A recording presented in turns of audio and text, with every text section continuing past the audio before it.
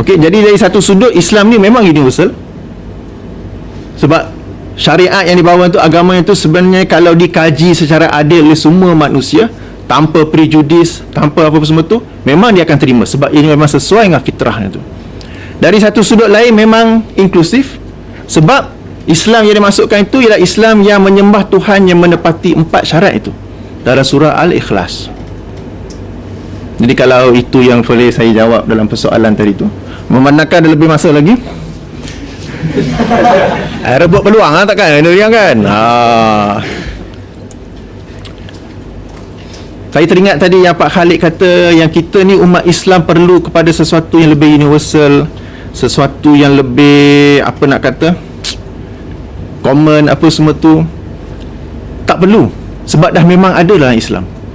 Kalau kita buat satu contoh untuk berbuat baik pada di kalangan bukan Islam, kita boleh rujuk dalam surah Al-Mumtahanah, surah nombor 60 ayat nombor 8, di mana Allah berfirman yang bermaksud Allah tidak melarang kamu berbuat baik, lagi berlaku adil kepada orang-orang yang tidak memerangi kamu kerana agama kamu dan tidak menghalau kamu keluar dari negeri kamu.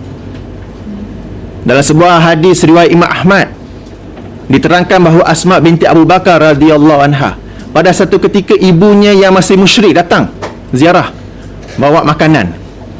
Asma ketika itu macam ragu-ragu, boleh terima ke tak ni, sebab saya Muslim, itu nama Muslim tu, tapi mak saya ni boleh terima tak, boleh jemput masuk rumah tak. Lalu apabila peristiwa ni dibawa kepada Rasulullah sallallahu alaihi wasallam, maka turunlah ayat ke-8 surah Al-Mumtahanah ni. Kita boleh berbuat baik, dan saya yakin kita di Malaysia ni sendiri pun dalam rangka berbagai-bagai bangsa dan agama, memang kita berbuat baik pada bangsa lain pun. Dan kalau kita pergi ke luar negara ke apa ke, memang kita berkomunikasi, bersikap baik, adil kepada bangsa lain pun. Hanya saja, adakah bangsa lain tu bersikap adil kepada kita? Adakah bangsa lain tu berbuat baik kepada kita? Sebahagiannya memang baik, tapi sebahagian tu nampak kita Muslim je dah mula prejudis. So konsep yang common ni nak terima tu sepatutnya lebih diterapkan kepada yang bukan Islam tu, khasnya di Eropah ke di Amerika ke, yang Islamofobia tu. Dengar Islam yang nampak Muslim terus fobia. Sepatutnya daripada mereka lah ditujukan mesej ini, bukan pada kita umat Islam. Di kalangan kita umat Islam mungkin ada segelintir, tapi kalau dinasihatkan dengan ayat Quran dan hadis, pasti mereka menerimanya. Disebut juga tentang intellectual discourse. Tak payah, dah ada dah, tak payah kita tafsir yang lain-lain. Kita rujuk ayat Quran tu sendiri, tanpa tafsir pun dah boleh faham dah. Surah An-Nahl ayat 125, ud'u ila sabili rabbika bil hikmati wal mau'izatil hasanah wajadilhum billati hiya ahsan. Jemputlah, serulah orang ramai ke jalan Tuhan kamu dengan hikmah, hasanah dan peringatan yang baik, dan kalau perlu debatlah mereka dengan cara yang lebih baik, iaitu critical discussion. Jadi benda-benda ni, mesej-mesej ni memang dah ada dalam Islam sebenarnya. Memang sudah ada dalam Islam, yang kalau tidak pun umat Islam yang mungkin terleka tentang poin ni, lalu mereka tidak memperhatikannya. Tapi kalau Islam by itself memang sudah ada. Jadi saya rasa masa sudah habis. Kembali kepada ni. Sebelum ada pengumuman, tolong silentkan handphone, sangat-sangat penting. Dan juga references have been made to previous discussion, untuk siapa-siapa yang berminat untuk dapatkan critical discussion, friendly critical discussion first. Yang pertama, sila hubungi our brother Pak Nick ya, yang juru kamera tembak tu. Boleh contact dia, insyaAllah. Hafiz Firdaus, cara wacana dia berbeza, discourse, cara dia bercakap amat berbeza dengan Pak Khalid yang kita lihat, and macam dunia yang berbeza ya, objektif yang berbeza. Pak Khalid berkata tentang kita mencari titik, perhaps titik persamaan, kalau salah jangan betulkan, titik persamaan, ada universal values, integration, global village. Tetapi Captain Hafiz berkata tentang kebenaran. Apa itu kebenaran? Jadi dunia yang berbeza, tetapi walaupun dua dunia yang berbeza, soalan-soalan yang saya ingin menjemput para hadirin untuk tanya. This is not a two-way discussion. This is always discussion. Kan? Ialah try not to think either or. Either Pak Khalid or Captain Hafiz Firdaus. Yang paling penting ialah saya rasa try to generate perhaps a third wave or fourth way of thinking kalau tak setuju, or to make things clear. Even if you agree dengan Pak Khalid pun, or you agree dengan Hafiz Firdaus pun, try to make things clearer, perhaps make it more precise. Apa yang tak jelas, you can question dari segi itu. Try, and do not think in either A or B. Try to lepaskan diri daripada itu if possible, insyaAllah. And before I tembak soalan saya tak mau conquer semua. Saya bukan Maharaja Cina. Sudah pupus dah. So before I tembak, then I'll leave it to you. Anyone? Is there any question? Make it precise. Yeah. Yes, brother. Boleh nama and dari mana?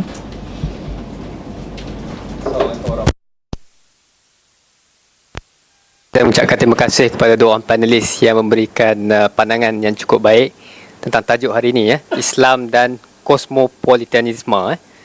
Saya ingin bertanya satu soalan mungkin kepada Pak Khalid dan juga mungkin Kapten Hafiz boleh menyampuk kemudiannya berkenaan bagaimana kita mempunyai satu Sohifah Madinah, kan, piagam Madinah, di mana Rasulullah SAW apabila berada di Madinah kita ada kemajmukan budaya pelbagai bangsa Bani Aus dan Khazraj Muslim yang berhijrah ke Madinah. Kita ada satu daulah Islamiah di sana. Dan Rasulullah SAW sendiri telah menggariskan beberapa kaedah ataupun cara dengan terhasilnya piagam yang pertama. Saya ingin bertanyakan komen kepada panelis kita. Adakah piagam ini menunjukkan bahawa Rasulullah telah berfikir tentang isu kosmopolitanisme ini paling awal lagi? Dulu lagi sudah ada. Bagaimana kita boleh kaitkan dengan perbincangan kita pada hari ini? Itu saja. Terima kasih.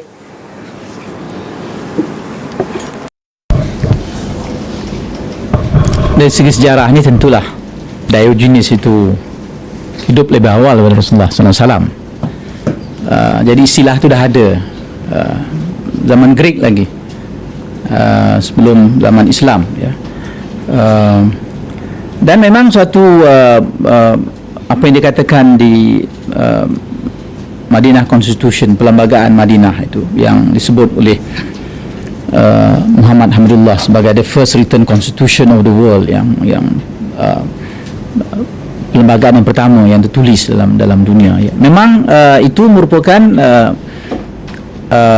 percubaan Rasulullah, dan juga apa yang tunjukkan pada kita ialah bagaimana kita membuat suatu sistem untuk hidup bersama dengan orang yang berlainan agama, dan dalam konteks itu ialah orang Yahudi, ya. Pada peringkatnya awalnya berjaya tapi kemudiannya gagal, ya, kerana ada pihak Yahudi yang tidak mengikuti perjanjiannya, bahkan mengkhianati Madinah, dan kemudiannya mereka terpaksa diusir, ya. Ini kita baca dalam sejarah, ya. Cuma saya ingin membawa kepada saya nak terus panjangkan yang saya sebutkan tadi, ya. Kita ni, dia persoalan saya memang berhadapan dengan apa yang dikatakan persoalan filsafat, philosophical problem, ya. Misalnya God justice, keadilan, dan kita tahu sifat Tuhan itu adil, ya. Dan kita ada apa yang dikatakan rough sense of justice, ya. Kalau katakan salvation itu khusus pada orang Islam sahaja, dan orang Islam ini dalam dunia ini minority, ya. Jadi maknanya Tuhan hanya memberikan salvation itu kepada minority, tidak pada majority. Orang Islam minority dalam dunia, itu logiknya. Bagaimana sense of justice kita situ? Dalam hal ini, dalam ada beberapa tempat dalam Al-Quran, saya rasa Tuhan menyanyi kita menyebut bahawa wa ma qadrullah haqqan qadri, dan mereka tidak menyangka Tuhan itu dengan selayaknya, ya. Jadi ini menimbulkan masalah. Ada tidak menimbul, bagi saya timbul masalah ini, ya. Kita berdepan dengan kawan